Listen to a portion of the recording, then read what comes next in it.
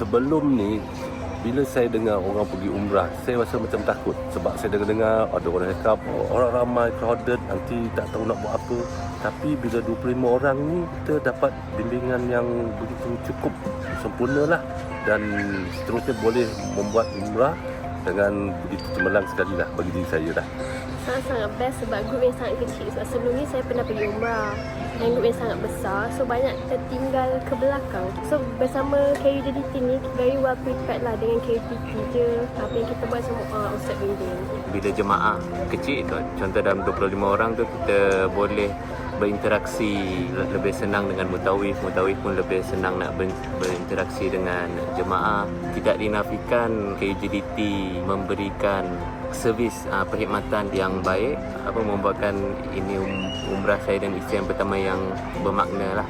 Memang kami sangat-sangat berpuas hati lah segala pengurusan khidmat yang telah diberikan oleh pihak KUJDT, dan ini merupakan pengalaman pertama kami menjalani umrah.